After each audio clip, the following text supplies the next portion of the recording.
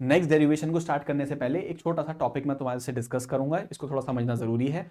Topic का नाम है force on a moving charge in a magnetic field. एक मैग्नेटिक फील्ड में एक चार्ज मूव कर रहा है, मोशन में है। एक चार्ज रुका हुआ नहीं है, मोशन में है। और किस में मोशन कर रहा है? मैग्नेटिक फील्ड में।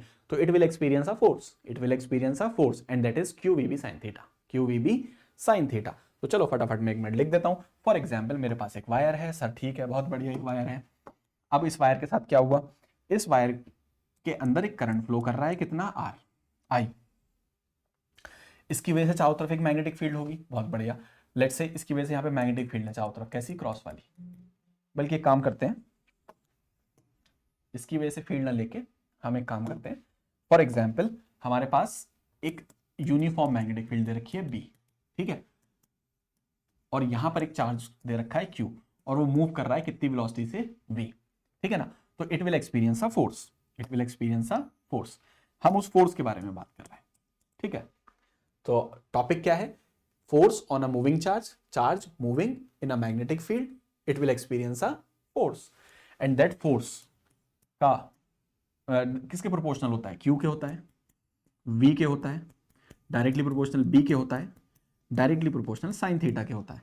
और इस फॉर्मूले को सबको इक्वेट करते हैं तो आता है Q V B sine theta, ठीक है। यहाँ पे साइन थीटा आ रहा है, तो अगर मैं इसको वेक्टर फॉर्म में लिखूंगा तो it will be Q V cross B होता है। क्या होता है? V cross B. ये इसकी कौन सी फॉर्म है बच्चों? वेक्टर फॉर्म है। अब यहाँ पे काम की बात जो याद रखनी है, थीटा किसके बीच का एंगल है? That is angle between magnetic field and कौन? वेलोसिटी। वी और बी के बीच का एंगल है, वी और बी के बीच का एंगल है। मैं इस टॉपिक को पूरा नहीं पढ़ा रहा, अगले डेरिवेशन में जरूरत है इस चीज की, तो मैं तुमसे हल्का सा डिस्कस कर रहा हूँ, याद दिला रहा हूँ कि अगर किसी चार्ज पार्टिकल को मैग्नेटिक फील्ड में चला दो तो it will experience a force, that force is Q V B sine theta and theta is angle between V and B, V and B. जैसे इस वाले में देखो वी और बी के बीच में कितना एंगल है? वी तो ऊपर है सर, बी अंदर है, वी ऊपर बी अंदर, 90 डिग्री का है। साइन 90 कितना होगा? 1। तो फोर्स मिनिमम लग रहा है मैक्सिमम? मैक्सिमम लग रहा है। बहुत बढ़िया, चलते हैं अपने डेरिवेशन की तरफ जहां इसकी जरूरत पड़ेगी। Force on a current wire in a magnetic field. अच्छा डेरिवेशन है क्लास बच्चों, क्या बोल रहा है? Force on a current wire in a magnetic field, ये डेरिवेशन करना है हमें। तो हमें एक करंट कैरिंग वायर दे रखा है, ठीक है, और वो किस में रखा हुआ है? मैग्नेटिक फील्ड में रखा हुआ है। अ करंट कैरिंग वायर कहां रखा हुआ है? मैग्नेटिक फील्ड में रखा हुआ है। तो it will experience a force, वो फोर्स का डेरिवेशन करना है। मैं बता देता हूं कितना फोर्स लगता है। मान लो एक करंट कैरिंग वायर दे रखा हूं हम लोगों को, और वो मैग्नेटिक फील्ड में रखा हुआ हो, फॉर एग्जाम्पल इस तरीके से, ठीक है। हम लोगों को एक करंट कैरिंग वायर दे रखा है और वो रखा हुआ है मैग्नेटिक फील्ड में, तो it will experience a force which is चूहे का बिल।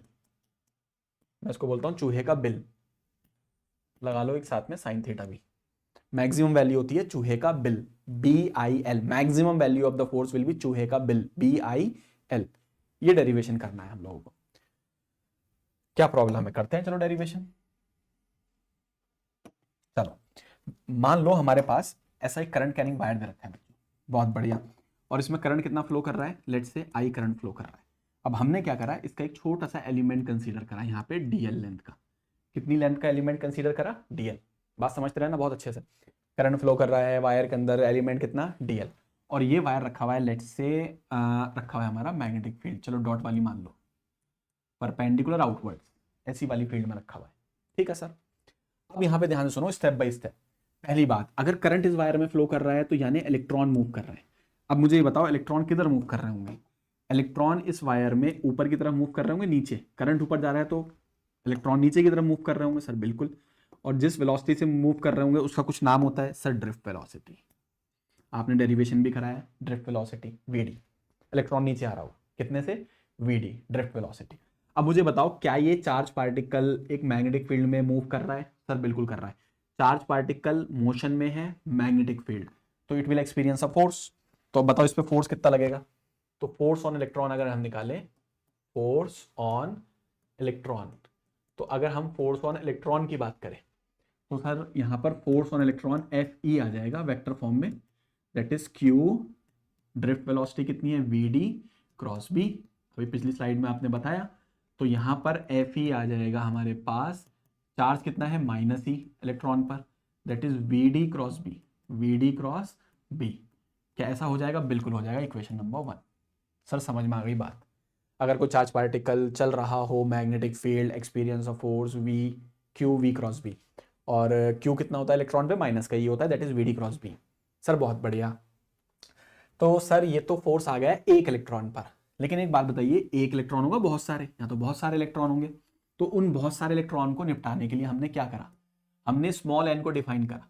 स्मॉल एन कौन है यहाँ पे, number of free electrons per unit volume, number of free electrons per unit volume, that is number of free electrons per unit volume, per unit volume, जैसे पहले define किया था हमने इलेक्ट्रिसिटी चैप्टर में।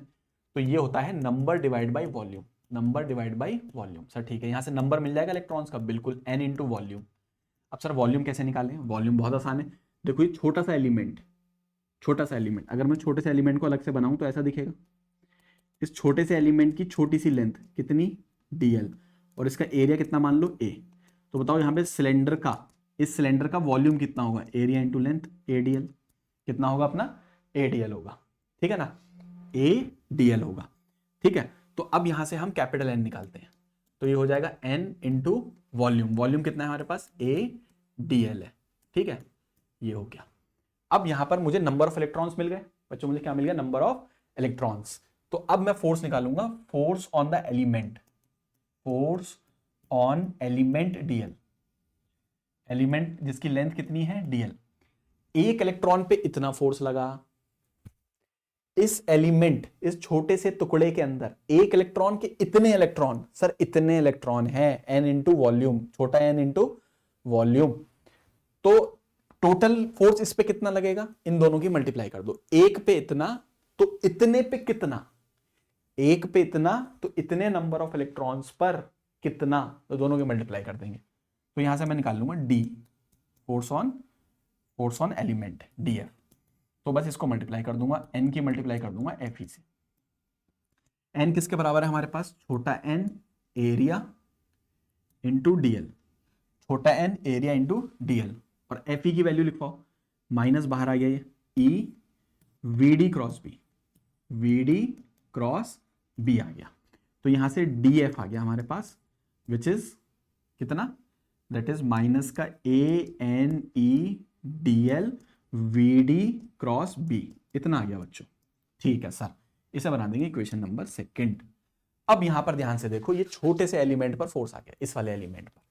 अब हम आगे चलेंगे, यहां पर आगे हमें क्या करना है, यहां पर एक चीज यहां पे नोट करो, क्लास हम लोग चाहते हैं कि ये DL तो चला जाए अंदर क्रॉस प्रोडक्ट में, और यहां से ये VD बाहर आ जाए, ये काम करना है हमें। मैं चाहता हूं DL तो अंदर आ जाए क्रॉस प्रोडक्ट के साथ, और यहां पे लिखा हुआ VD को मैं बाहर निकाल लूं। तो तुम ध्यान से देखो, करंट एलिमेंट की DL की डायरेक्शन क्या होगी, जो करंट की होगी, ये IDL की डायरेक्शन है, यानी DL की डायरेक्शन ऊपर, और VD की नीचे, यानी दोनों अपोजिट है, ये ऊपर तो वो नीचे। तो जब मैं इसको अंदर लेकर जाऊंगा DL को, तो ये माइनस हट जाएगा यहां से, तो मैं यहां लिखूंगा DF will be ANE, VD को बाहर ले आया और अंदर चला जाएगा DL cross B, DL cross B। अब ध्यान से देखो, ऐसा क्यों करा, क्योंकि ANE VD I के बराबर होता है, हमें पता है, क्या पता है, वी नो, भाई क्या पता है हमें, I बराबर क्या होता है, ANE VD, इसका डेरिवेशन भी करवाया है मैंने। तो यहां से DF आ जाएगा हमारे पास, which is I DL cross B, DL cross B। तो ये हमारे पास फोर्स आ गया, जो लग रहा है पूरे वायर पे या एलिमेंट पर, ये फोर्स लग रहा है ऑन द एलिमेंट, जिसकी लेंथ कितनी है बच्चों, DL। तो DL एलिमेंट पे लगने वाला फोर्स इतना आ गया। अब बस एक फाइनल स्टेप, हमारा आंसर आ जाएगा। तो एलिमेंट पे इतना लगा, जी सर एलिमेंट पे इतना लगा, तो टोटल फोर्स क्या लगेगा वायर पर, तो टोटल फोर्स के लिए इसका इंटीग्रेशन कर देंगे। भाई इतने टुकड़े पे पता लग गया मुझे, मुझे पूरे वायर पे चाहिए, तो क्या कर देंगे, इंटीग्रेशन। तो यहां पे टोटल फोर्स आ जाएगा कितना, दैट इज I तो ऐसे ही रहेगा, जी सर, और यहां पे क्या करेंगे, इंटीग्रेशन किसका, DL क्रॉस कौन, B, ठीक है, DL cross B, DL cross B। अच्छा, इंटीग्रेशन ऑफ DL, लेंथ का इंटीग्रेशन करोगे पूरा, तो ये बन जाएगा हमारे पास L cross B। Integration of what is integration, 1 into DL, अरे L ही तो बनेगा, that is L cross B। बहुत बढ़िया सर, ये बात भी समझ में आ गई। अब अगर मैं L क्रॉस B को लिखना चाहूं तो मैं लिख सकता हूं, इसका वैल्यू क्या लिख सकता हूं बताओ? मैं लिख सकता हूं ILB साइन थीटा। जी सर बिल्कुल। तो देखो फोर्स आ गया ना, चूहे का बिल, BIL साइन थीटा। तो इस पूरे वायर पे जो फोर्स लगेगा वो लगेगा बिल साइन थीटा। क्या लगेगा? Bill sine theta. अब यहां पर एक बात और समझ लो, अब अगर मैं यहां पे थीटा को 90 बोल दूं, मैक्सिमम कर लो फोर्स को, तो मैक्सिमम फोर्स जो लगता है वो लगता है चूहे का बिल, BIL। चूहे का बिल बोल लो, बिजली का बिल बोल लो, कुछ भी बोल लो, लेकिन याद रखना बिल लगता है, मिनिमम मैक्सिमम, मैक्सिमम फोर्स जो लगता है। ठीक है। अच्छा यहां पे एक बात और याद रखनी है, थीटा किसके बीच का एंगल है?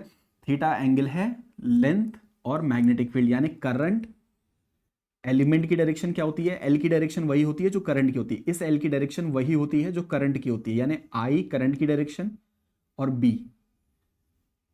के बीच का एंगल। तो जिस डायरेक्शन में करंट है और बी, उनके बीच का एंगल होगा। So theta is angle between current element and magnetic field. And what is the direction of current element? Same as that of magnetic, sorry, same as that of electric current. तो theta is the angle between, rough language में बोले तो current और B के बीच का, current और B के बीच का एंगल होगा, करंट और बी के बीच का एंगल होगा। यहां तक बच्चों बात समझ में आ रही है? बहुत बढ़िया। तो हमने एक बात पता कर ली कि अगर कोई करंट कैरिंग वायर हमारा मैग्नेटिक फील्ड में रखा होगा तो it will experience a force and that force will B bill sign theta. और मैक्सिमम फोर्स क्या होगा? चूहे का bill. Force on the wire will be चूहे का बिल, BIL। ठीक है। तो बच्चों हमने इस डेरिवेशन में क्या बात कर ली कि जब कभी भी कोई current carrying wire magnetic field में रखा होगा तो it will experience a force and the maximum value of that force will be चूहे का बिल। अब हम चलेंगे आगे अपने नेक्स्ट डेरिवेशन की तरफ। बहुत ही मजेदार डेरिवेशन है क्लास, यहां से डेरिवेशन भी आ सकता है, न्यूमेरिकल के चांसेस ज्यादा रहते हैं, और एक डेफिनेशन भी पूछता है, डिफाइन 1 एम्पियर ऑफ करंट। तो क्लास ये 1 नंबर में, 3 नंबर में, 5 नंबर में कहीं पे भी दिख सकता है। Let's start force between two infinite long current carrying wire. अब बच्चों हमें दो infinite long current carrying wire दे रखे होंगे, एक वायर ऐसे दे रखा होगा, एक वायर ऐसे दे रखा होगा, दोनों पैरेलल होंगे, बीच में वैक्यूम होगा, एक में I1 करंट होगा, एक में I2 करंट होगा, और ये दोनों एक दूसरे पे फोर्स लगाएंगे, वो फोर्स हमें फाइंड करना है। ठीक है, बहुत आसान है, इंटरेस्टिंग है, मैं हेल्प करता हूँ। हाँ, इसमें एक चीज़ यूज़ होनी है, पुरानी बात है, मैं बता देता हूँ। फॉर एग्जाम्पल हमारे पास एक करंट कैरिंग वायर हो, सर ठीक है, करंट कितना I, यहाँ से कितनी दूरी R, एक पॉइंट है जिसका नाम P, तो वहाँ मैग्नेटिक फील्ड का फॉर्मूला होगा म्यू नॉट के नीचे 4 पाई I के नीचे R, विच इज 1 + 1 2। एक इन्फिनाइट लॉन्ग वायर की वजह से किसी पॉइंट पर R डिस्टेंस पर जो मैग्नेटिक फील्ड का फॉर्मूला होता है दैट इज म्यू नॉट के नीचे 4 पाई I के नीचे R 2। ठीक है ना, एक तो ये यूज होगा यहाँ पर, इसको ध्यान रखना पहली बात। दूसरी चीज होगी पुराना पिछला वाला डेरिवेशन कि अगर किसी करंट कैरिंग वायर को हम मैग्नेटिक फील्ड में रख दें तो it will experience a force and that force is equals to चूहे का बिल, BIL। चलो स्टार्ट करते हैं। अब यहां पर हम लोगों को क्या दे रखा है? यहां पर हमें दो infinite long current carrying wire दे रखे हैं बच्चों, ये दो infinite long current carrying wire दे रखे हैं, इनके बीच में कुछ डिस्टेंस दे रखी है, let's say distance is D। Distance क्या मान लेते हैं? D मान लेते हैं। ठीक है क्लास, इंपॉर्टेंट है क्लास बोर्ड के लिए इस बार 2025 के बोर्ड के लिए हाईली इंपॉर्टेंट है, ध्यान से सुनना है, पूरा बताऊंगा, 1 नंबर, 3 नंबर, 5 नंबर कैसे कैसे फ्रेम होगा। दोनों वायर के बीच में डिस्टेंस D है, यहाँ बीच में वैक्यूम है, वैक्यूम में रखे हुए हैं। ठीक है, इस वाले वायर के अंदर करंट फ्लो कर रहा है I1, इस वाले वायर के अंदर करंट फ्लो कर रहा है I2, दोनों इन्फिनाइट लॉन्ग है। ठीक है सर, बात समझ में आ रही है? इस वायर का नाम रख दिया 1, इस वायर का नाम रख दिया 2, बहुत बढ़िया। इस वाले वायर 1 की वजह से यहाँ पर कुछ फील्ड होगी, बिल्कुल होगी सर। तो यहाँ पर जो फील्ड होगी इस वायर के आसपास वो कैसी होगी? Dot cross. तो देखो I की तरफ हाथ है, R की तरफ उंगलियों को मोड़ दो, तो अंगूठा अंदर की तरफ आ रहा है, तो मैग्नेटिक फील्ड डॉट वाली होगी क्रॉस वाली? तो बच्चों बोल रहे हो कितनी? क्रॉस वाली। तो यहां पर एक चीज और दूसरी चीज, अंगूठे को रख लो करंट की डायरेक्शन में, देखो डॉट क्रॉस क्रॉस, तो इसका मतलब यहां पर जो फील्ड होगी वो अपनी क्रॉस वाली होगी। सर ठीक है, ये क्रॉस वाली फील्ड आ गई, मैग्नेटिक फील्ड B किसने निकाली? 1 ने। तो अगर मैं पूछूं magnetic field due to wire 1, तो मैग्नेटिक फील्ड अगर हम निकालें बिकॉज ऑफ वायर 1, तो यहाँ पे हम लिखें अगर मैग्नेटिक फील्ड को हम फाइंड कर रहे हैं किसकी वजह से? वायर 1 की वजह से, तो बहुत इजी है। तो B1 कितना आएगा? दैट इज म्यू नॉट के नीचे 4 पाई, म्यू नॉट के नीचे 4 पाई। करंट कितना है उसमें? I1, करंट कितना है इसमें? I1, और ये डिस्टेंस कितनी है? D, डिस्टेंस कितनी है? D, 1 + 1 2, 2 से मल्टीप्लाई होता है, ये फॉर्मूला हो गया। म्यू नॉट के नीचे 4 पाई I1 D 2। सर ये 2 से 2 क्यों, 4 को क्यों नहीं कैंसिल कर रहा है? भाई देखो हर टीचर का अपना एक तरीका होता है, मैंने अपने एक्सपीरियंस से सीखा है, मैं हमेशा म्यू नॉट अपॉन 4 पाई को बचा के रखता हूँ। क्यों? क्योंकि न्यूमेरिकल में हेल्प करता है। 10 की पावर -7 वैल्यू मुझे ऑलरेडी मालूम है, ठीक है। तो मैं जो फॉर्मूला याद रखता हूँ मैं इसी फॉर्मेट में याद रखता हूँ। तुम भी ऐसे याद रखो, म्यू नॉट के नीचे 4 पाई I1 D, D is the distance, और 2 से मल्टीप्लाई कर लेंगे। अब यहाँ पर ये हमारे पास मैग्नेटिक फील्ड आ गई, बहुत बढ़िया sir, this is equation number 1। अब यहाँ पर ध्यान से देखो, ये मैग्नेटिक फील्ड है, बिल्कुल सर, ये किस वायर ने बनाई? पहले वाले वायर ने। और इस मैग्नेटिक फील्ड के अंदर ये वाला करंट कैरिंग वायर रखा हुआ है, यानी a current carrying wire is placed in a magnetic field. एक current carrying wire magnetic field में रखा है, तो it will experience a force. तो फोर्स कितना लगेगा ऑन वायर 2? तो हम बोलेंगे फोर्स ऑन वायर 2। तो फोर्स ऑन वायर 2 में जब बात करेंगे तो 2 पे लगा 1 की वजह से, दैट इज चूहे का बिल, BIL। बताओ मैग्नेटिक फील्ड कौन है? B1। इसमें दूसरे वाले में करंट कितना है? I2। लेंथ मान लो L। तो यहाँ पर F21 आ जाएगा, B1 की वैल्यू पुट कर दो, दैट इज म्यू नॉट के नीचे 4 pi, that is I1 2 I2 L upon D। तो ये आ जाएगा फोर्स, लेंथ को नीचे ले आओ, तो म्यू नॉट के नीचे 4 pi, that is 2I1 I2 upon में D। तो ये वाला हमारा पास फाइनल आंसर आ गया। फोर्स पर यूनिट लेंथ निकाला मैंने फोर्स फाइंड नहीं करा, पर यूनिट लेंथ। सर ऐसा क्यों कर रहे हो? फोर्स क्यों नहीं कर रहे? हेडिंग में तो फोर्स लिखा है। अरे भाई ये वायर इनफिनाइट लॉन्ग है, अगर ये लेंथ की वैल्यू मैंने इनफिनाइट यहां पुट कर दी तो ये तो 0 हो जाएगा, खत्म हो जाएगी कहानी इसकी। तो मैं इसलिए पूरे वायर पे ना निकाल के पर यूनिट लेंथ निकाल रहा हूं। तो इस बात को ध्यान रखना, ये जो मैंने निकाला है यहां पर, मैंने निकाला है force per unit length. Force per unit length यानी फोर्स डिवाइड बाई लेंथ, इसकी यूनिट होगी न्यूटन पर मीटर। तो फॉर्मूला कितना आ गया? म्यू नॉट के नीचे 4 पाई 2I1 I2 अपॉन D। बहुत ही काम का फॉर्मूला है, रट लेना अच्छे से। अब इस पे डायरेक्शन भी बता दो। अब देखो सर, ये जो पहले आपने अभी डेरिवेशन करवाया है उसमें आपने बताया है कि फोर्स का जो वेक्टर फॉर्म होती है वो होती है IL क्रॉस B। तो यहां पर हम राइट हैंड को रखेंगे in the direction of current, उंगलियों को घुमाएंगे in the direction of B, अंगूठा will tell you direction of force. तो यहां पर देखो करंट किधर है? ऊपर। करंट किधर है? ऊपर। मैग्नेटिक फील्ड किधर है? अंदर, I क्रॉस B। तो फोर्स किधर लग रहा है? देखो मेरी तरफ लग रहा है ना। तो मैं ऐसा नहीं लग रहा कि ये वायर, ये वाला वायर इस वाले वायर को खींच रहा है अपनी तरफ? हाँ बिल्कुल सही बात है। तो इसका मतलब पहले वाले वायर ने दूसरे वाले वायर को अपनी तरफ खींचा, दैट इज F21। सेम चीज यहां होगी, यहां पर इसकी वजह से जो फील्ड होगी वो डॉट वाली होगी, चेक कर लेना, ठीक है, डॉट वाली होगी। और डॉट वाले की वजह से जो फोर्स लगेगा देखो आई बी इधर लगेगा। तो इसका मतलब ये वाले वायर पे जो फोर्स लगेगा, ये वाला फोर्स किसने लगाया? 1 ने। पर किसने लगाया? 2 ने। इसने जो लगाया ये भी इसको अपनी तरफ खींचेगा, यानी दोनों वायर एक दूसरे को अपनी तरफ खींच रहे हैं। और उस खींचने पर यूनिट लेंथ, वो फोर्स पर यूनिट लेंथ का फॉर्मूला सेम ही आएगा, 2I1 I2 अपॉन D। तो हम यहां पर इसको समराइज कर सकते हैं पूरी बात को वो इस तरीके से कि मान लो मेरे पास 2 करंट कैरिंग वायर हैं, सुनो क्या क्या पूछेगा। पहली बात ये पूछेगा कि ये डेरिवेशन कर दो, फोर्स पर यूनिट लेंथ को प्रूफ कर दो कि 2 म्यू नॉट के नीचे 4 पाई 2I1 I2 अपॉन D, ये प्रूफ करवाएगा। दूसरी चीज क्या करवाएगा? वो बोलेगा कि भाई ये करंट कितना I1, ये करंट कितना I2, दोनों में करंट, वायर में करंट की डायरेक्शन सेम है, तो फोर्स कैसा लगेगा? तो दोनों एक दूसरे को अट्रैक्ट करेंगे, force on 1 due to 2, force on 2 due to 1, और दोनों की वैल्यू क्या आती है? सेम, पर यूनिट लेंथ कितनी आती है? म्यू नॉट के नीचे 4 पाई 2I1 I2 अपॉन में कितना? D। पहला तो फोर्स की दोनों की वैल्यू सेम होगी पर यूनिट लेंथ। दूसरा, अगर दोनों में डायरेक्शन ऑफ करंट सेम है तो दोनों एक दूसरे को अट्रैक्ट करेंगे। क्या करेंगे? अट्रैक्ट। ये भी पूछता है पेपर में, देख लेना PYQs में, अट्रैक्ट करेंगे।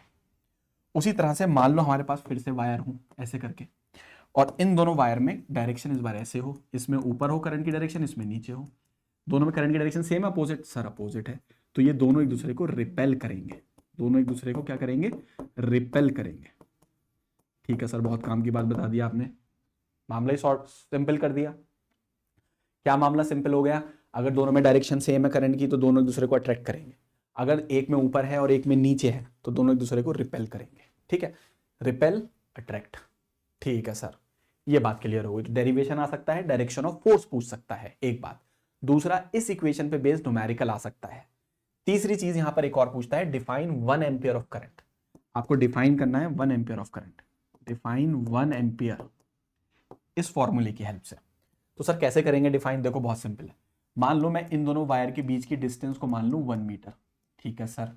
यहाँ करंट भी बोल दूं मैं, इसमें भी 1 एम्पियर का है, इसमें भी 1 एम्पियर का है। तो बताओ इस इक्वेशन से फोर्स क्या मिलेगा? Force per unit length.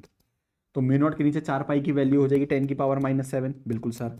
तो पहले में करंट कितना 1, दूसरे में करंट कितना 1, डिस्टेंस भी कितना 1।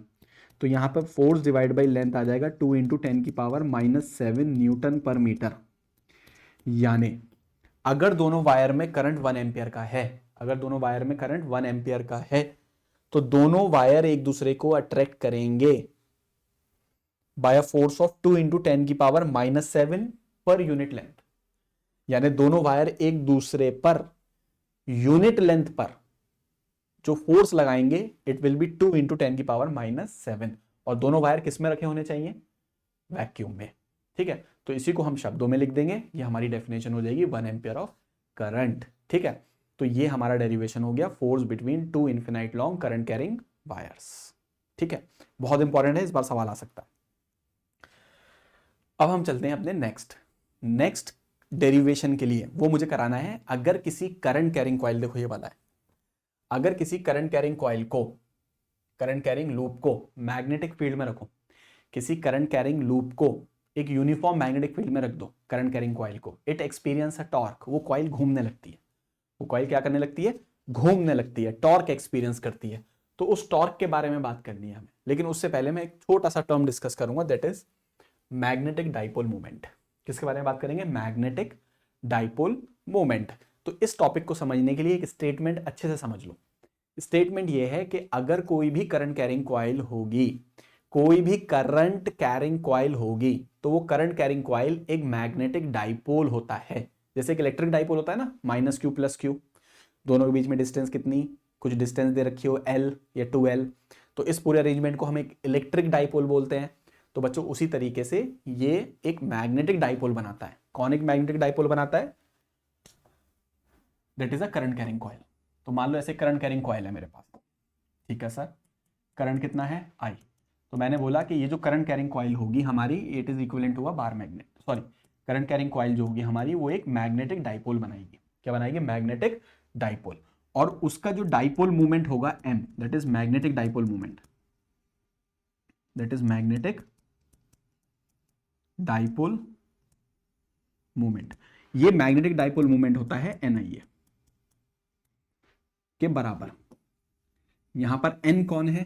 n is the number of turns, n is the number of turns. I कौन है यहां पर? Current in the coil. A कौन है यहां पर?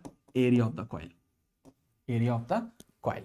बस इतना ध्यान रखना है, मैं पूरा टॉपिक नहीं पढ़ा रहा, यूज होना अगले डेरिवेशन में। ठीक है, तो हमने क्या करा कि अगर कोई भी करंट कैरिंग कॉइल होगी तो करंट कैरिंग कॉइल एक मैग्नेटिक डाइपोल बनाती है। करंट कैरिंग कॉइल क्या बनाती है? एक मैग्नेटिक डाइपोल। और उसका मैग्नेटिक डाइपोल मूवमेंट अगर m लिखें तो इट विल बी NI है।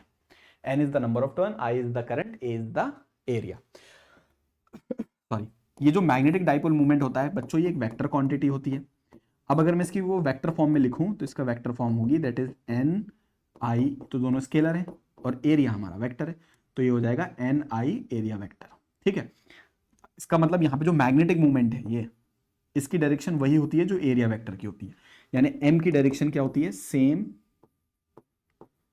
As that of area vector, that of area vector. ठीक है, इतने को ध्यान में रखते हुए हम अपने डेरिवेशन की तरफ चलते हैं। तो हमारे सामने एक बहुत ही इंपॉर्टेंट डेरिवेशन है, बहुत ही इंपॉर्टेंट डेरिवेशन है। कोई भी बोर्ड का बच्चा जिसको बोर्ड का पेपर देना है 12th में, वो इस डेरिवेशन को करे बिना तो जा ही नहीं सकता। That is what torque on a current carrying coil placed in a magnetic field. एक टॉर्क निकालना है हम लोगों को करंट कैरिंग कॉइल या लूप पर, और वो किस पे रखा हुआ है? एक मैग्नेटिक फील्ड में रखा हुआ है। यहां हम सर्कुलर कॉइल नहीं मान के एक रेक्टेंगुलर कॉइल से करेंगे, ठीक है ना। तो हमें एक रेक्टेंगुलर कॉइल दे रखी है। अब समझो जरा डायग्राम क्या है। तो हम लोगों को क्या बोल रहा है कि एक हमारे पास करंट कैरिंग कॉइल है, लेट्स से इसमें हमारे पास करंट दे रखा है I, इस तरीके से, ठीक है ना। हमारे पास एक करंट कैरिंग कॉइल है, इसका नाम दे दो PQRS, PQRS, ठीक है सर। उसके बाद ये एक मैग्नेटिक फील्ड में रखी हुई है, तो एक नॉर्थ पोल और एक साउथ पोल। तो यहाँ जो मैग्नेटिक फील्ड होगी वो नॉर्थ से साउथ होगी, बिल्कुल सर, ये डायरेक्शन होती है मैग्नेटिक फील्ड की, मालूम है हम लोगों को। तो नॉर्थ पोल से किधर होगी? साउथ पोल की तरफ एक मैग्नेटिक फील्ड है। तो यहाँ पर एक मैग्नेटिक फील्ड में एक करंट कैरिंग कॉइल PQRS रखी हुई है। अब हमें ये बताना है पहले तो कि इस पर नेट फोर्स, ध्यान से सुनना मेरी बातों को, नेट फोर्स, टोटल फोर्स 0 होगा। पहली बात, ये नेट टॉर्क 0 नहीं होगा, ये कॉइल घूमने वाली है और ये कॉइल घूमेगी तो इस पे टॉर्क लगेगा और वो टॉर्क को हमें प्रूव करना है कितना होगा, उसका डेरिवेशन करना है। ठीक है, तो इसको ऐसे समझो, थोड़ा समझाना पड़ेगा इसमें। मान लो भाई हमारे पास ये कॉइल है, ठीक है, ये हमारे पास ये जो मैंने बुक है रेक्टेंगुलर शेप है, ठीक है, तो इस सर केमिस्ट्री की बुक दिखा रहे हो फिजिक्स के लेक्चर में, कोई बात नहीं। तो ये हमारे पास बुक है, ठीक है, तो ये बुक, ठीक है, ये बुक एक कॉइल है PQRS, ठीक है। अब तो तुम ध्यान से देखो इसको, ये पॉइंट हमारा कौन सा है, P पॉइंट है, तो ये हमारे पास हो गया P, इसके अपोजिट में QRS, PQRS, ये कॉइल दे रखी है हम लोग को, इस तरीके से रखी हुई है, ठीक है, और ये मैग्नेटिक फील्ड है, ये मैग्नेटिक फील्ड है, ठीक है। तो अब तुम इधर ध्यान से देखो, अगर मैं बोलूं ये वाला पॉइंट P है तुम्हारे सामने, ये वाला, और इसके ठीक पीछे कौन है, Q, PQ, ये सामने ये वाला पॉइंट कौन सा है, दैट इज S, और इसके पीछे ठीक कौन है, दैट इज R। इस बात को ध्यान रखना है। तो जब तुम सामने से देख रहे हो इस कॉइल को, देखो बच्चों, तो तुम्हें पूरी कॉइल नजर नहीं आ रही, तुम्हें तो एक लाइन नजर आ रही है व्हाइट कलर की, क्या दिख रही है, एक लाइन। तो अगर मैं इसको यहां पर बनाऊं, इस कॉइल को तुम्हारे सामने, तुम बोलोगे सर हमें तो कॉइल सामने से बस ऐसी दिख रही है, एक लाइन दिख रही है, और इस लाइन का ये वाला पॉइंट PQ है, ये P है, और इसके ठीक पीछे कौन है, Q, और ये वाला पॉइंट सामने से S, और इधर कौन है, R, S है और R है, सर ठीक है। सामने से कॉइल ऐसे दिख रही है तुम्हें, यारी एक लाइन ही तो दिखेगी, ठीक है, चलिए सर बहुत बढ़िया। अब यहां पर एक एक करके पहले चेक करते हैं फोर्सेस क्या लग रहे होंगे। तो सबसे पहले मुझे बताओ यहां पर फोर्स QR पे कितना लग रहा होगा, ध्यान सुनना मेरी बात को, QR पे, इस पे इधर देखो क्लास, यहाँ पे जो करंट है और मैग्नेटिक फील्ड सेम डायरेक्शन में है। तुम याद करो फोर्स होता है चूहे का बिल साइन थीटा, जी सर पिछले डेरिवेशन में हुआ। थीटा किसके बीच में एंगल है, करंट और मैग्नेटिक फील्ड, ठीक है सर। यहाँ करंट और मैग्नेटिक फील्ड के बीच का एंगल तो 0 है, तो साइन 0 तो 0, सर इसकी कहानी खत्म। तो यानी इस वाले वायर पे फोर्स लगेगा 0, क्योंकि एंगल कितना है यहाँ पर, 0 डिग्री है। बहुत बढ़िया। उसके हिसाब से इसी तरह से इस फोर्स पे देखो SP पे, इस SP वाले वायर पे, तो इधर करंट किधर है सर, तो बोलोगे सर करंट है लेफ्ट साइड, और मैग्नेटिक फील्ड किधर है, राइट साइड। दोनों में एंगल कितना है, 180, अपोजिट है ना, और सर साइन 180 भी 0 होता है। यानी इस वाले ऊपर वाले वायर पे भी फोर्स 0 होगा, और नीचे वाले वायर पे भी फोर्स 0 होगा, दोनों वायर पे फोर्स 0 होगा, ठीक है। अब हमारा वायर बचा PQ। अब देखो ये वायर है PQ, ऐसे PQ, ठीक है। अब PQ में करंट किधर जा रहा है, अंदर, देखो PQ में करंट किधर जा रहा है, अंदर, और मैग्नेटिक फील्ड किधर है, सामने। तो I और B, I cross B, force किधर लग रहा है, नीचे। तो इस वाले वायर पर, PQ वायर पर जो फोर्स लगेगा वो लगेगा नीचे की तरफ। तो मैं फोर्स बना देता हूं यहां पर, तो यहां पे जो फोर्स लगेगा बच्चों वो लगेगा हमारा नीचे की तरफ, इस तरीके से। कितना लगेगा, F, नीचे की तरफ, ठीक है ना। तो बच्चों इस पे नीचे की तरफ फोर्स लग रहा है हमारा, कितना लगेगा, बिल, BI। लेंथ कितनी है इसकी, तो इसकी लेंथ कह दो L है, और ये वाली लेंथ कह दो कितनी है हमारे पास, B है, कॉइल की। कॉइल की ये लेंथ B है, ये वाली लेंथ कितनी है हमारे पास, लेट्स से L, ठीक है ना। तो ये वाली जो लेंथ L है इससे मल्टीप्लाई कर देंगे, ठीक। अब ऐसी फोर्स निकालेंगे RS पर, किस पे निकालेंगे, RS। तो ये भी होगा BI, और लेंथ कितनी है देखो इसकी भी L। अब इस पे डायरेक्शन किधर होगा, इस पे तो नीचे की तरफ लग रहा था फोर्स। इस वाले पे देखो करंट जो है तुम्हारी तरफ आ रहा है, ऐसे, ये करंट है, और ये कौन है, B, I, और B उधर है, I क्रॉस B, सर ये तो ऊपर की तरफ आ रहा है फोर्स। तो यहां पर जो फोर्स लगेगा बच्चों वो लगेगा ऊपर की तरफ, ऐसे। कितना फोर्स लगेगा, ठीक है। तो अगर तुम ध्यान से देखो, इस पे फोर्स लग रहा है नीचे, इस पे फोर्स लग रहा है ऊपर। तो अगर मैं फिर से इसको यहां सामने ले आऊं, देखो ये रही कॉइल, तो इस कॉइल पे यहां पे कितना फोर्स लगा, 0, यहां पे पीछे इसके कितना लगा, 0, यहां पे फोर्स किधर लग रहा है, नीचे की तरफ, और इस वाली लेंथ पे किधर लग रहा है फोर्स, वायर पे, ऊपर की तरफ। इस वाले पे नीचे, और इस वाले पर ऊपर। तो इसकी वजह से ये वाला एंड तो ऊपर जाएगा और ये वाला एंड नीचे, तो ये कॉइल घूमना शुरू करेगी, और तुम्हें फील भी आ रही होगी कि ये दोनों फोर्सेस, ये वाला और ये वाला, इस कॉइल को क्या करने वाला है, घुमाने वाला है। क्या करने वाला है, घुमाने वाला है। अब मैं इन दोनों फोर्सेस को, इस वाले को और इस वाले को, यहां रिप्रेजेंट करूंगा। तो तुम ध्यान से देखना, इस पे फोर्स किधर लग रहा था सर, नीचे, और इस वाले पे किधर लग रहा था फोर्स सर, ऊपर। इस वाले पे कहाँ लग रहा था, ऊपर। बहुत बढ़िया। तो इस वाले पे फोर्स लगा नीचे, कितना लगा, F, सेम लगा, विच इज BIL। और इस पे भी फोर्स किधर लगा, ऊपर, सेम वैल्यू लगा, कितना लगा, BIL। अच्छा, ये दूरी कितनी है इन दोनों के बीच में, देखो P और S के बीच में, P और S या Q और R के बीच में, Q और R के बीच में दूरी कितनी है, B। ये दूरी कितनी दे रखी है अभी, B। ठीक है, अच्छा करके बनाते हैं बच्चों। ये दूरी दे रखी है हम लोगों को कितनी, B दे रखी है। ठीक है, ये दूरी हमें कितनी दे रखी है, B दे रखी है। ठीक सर, बात समझ में आ रही है यहां तक। अब अगर मुझे यहां पर टॉर्क निकालना पड़ जाए, तो यहां पे टॉर्क कितना आएगा, फोर्स इंटू परपेंडिकुलर डिस्टेंस। देखो ये भी 90 डिग्री है, ये भी 90 डिग्री है। अगर फॉर एग्जांपल यहां टॉर्क पूछ ले तो मैं लिखूंगा फोर्स इंटू परपेंडिकुलर डिस्टेंस कौन है, B। तो यहाँ फोर्स कितना है, BIL इंटू B। तो टॉर्क आ जाएगा BI, what is length into with area, BI आ जाएगा। लेकिन हमें इतने पे, इस पे नहीं निकालना है, हमें कैसे निकालना है, आगे चलेंगे हम इसमें। अब इसको हटा देते हैं यहां से। देखो अब वो क्या बोल रहा है यहां पर, अगर तुम ध्यान से देखो, मैं यहां पर अगर एरिया वेक्टर बनाऊं, तो एरिया वेक्टर इस कॉइल पे नॉर्मल बनेगा नीचे की तरफ। जी सर बिल्कुल, ठीक है, ये एरिया वेक्टर है हमारे पास। ठीक है, और मैग्नेटिक फील्ड किधर है, आगे की तरफ। ठीक है, मैग्नेटिक फील्ड ये रही, देखो ये हमारी आ गई मैग्नेटिक फील्ड। ठीक है, सामने की तरफ। वैसे भी देखो दोनों के बीच में एंगल 90 डिग्री का है, कितना है, 90। ठीक है, अब हमने क्या करा, क्योंकि ये फोर्स नीचे लगा, ये ऊपर लगा, तो ये कॉइल घूम गई। ये फोर्स नीचे, ये फोर्स ऊपर, ये कॉइल घूम गई। तो इसको थोड़ा सा घुमा देते हैं, किसी एंगल पे ले आते हैं। ठीक है, ऐसे घूम गई। ठीक, अब देखो फोर्स तो अभी भी इस पे नीचे लग रहा है, इस पे कहां लग रहा है, ऊपर। तो इस पे ये फोर्स कितना लग रहा है, ये वही पॉइंट है PQ। कौन सा पॉइंट है बच्चों, PQ। और ये वाला पॉइंट कौन सा है, SR। इस पे ऊपर फोर्स कितना लग रहा है, दैट इज BIL। और इस पे नीचे फोर्स कितना लग रहा है, दैट इज BIL। और ये लेंथ अभी भी अपनी कितनी है बच्चों, B। ठीक है, अब एरिया वेक्टर देखो, एरिया वेक्टर भी हल्का सा इस पे 90 डिग्री बना लो। ठीक, ये हो गया अपना एरिया वेक्टर, इस पे 90 डिग्री। ठीक है, ये अपना कौन सा वेक्टर है, एरिया वेक्टर। और मैग्नेटिक फील्ड आगे की तरफ है सर, बिल्कुल हमें मालूम है वो तो B। अब यहां पर ये एंगल कितना है हमारे पास, थीटा। ठीक है, अब थोड़ा सा यहां पे बच्चों कंस्ट्रक्शन कर लेंगे हम लोग। देखो थोड़ा सा कंस्ट्रक्शन ऐसे, और ये ऐसे। ठीक है, अब यहां पे तुम जरा नोट करो, अब जब हम टॉर्क फाइंड करेंगे तो हम लिखेंगे टॉर्क, क्या लिखेंगे हम लोग यहां पर, torque. Torque will be force into perpendicular distance, R perpendicular. Force तो अभी भी उतना ही है, BIL।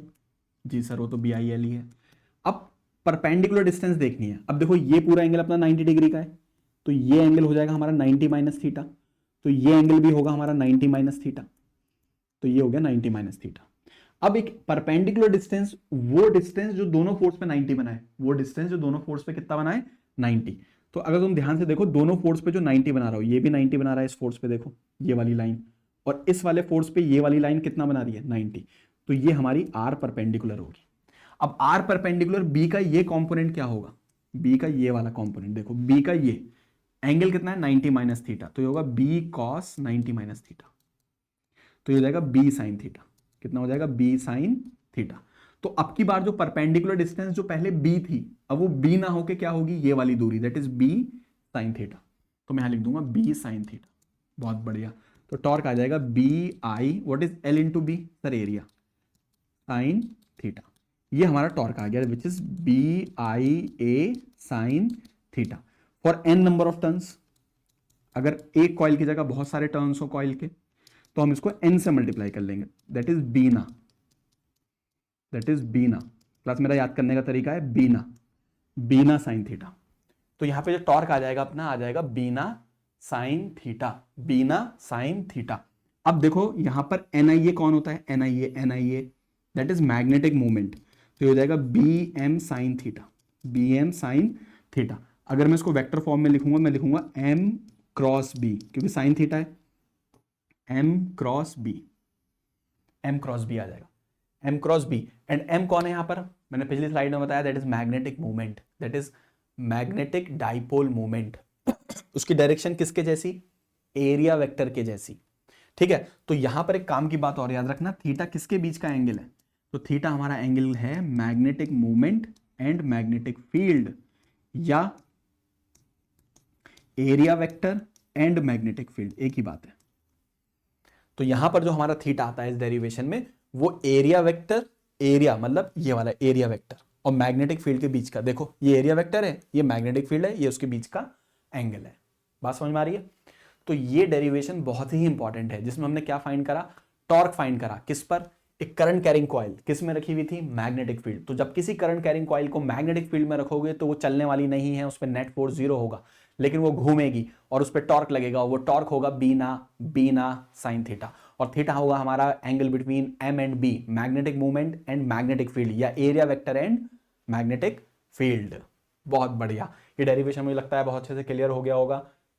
अब हम आगे चलते हैं नेक्स्ट।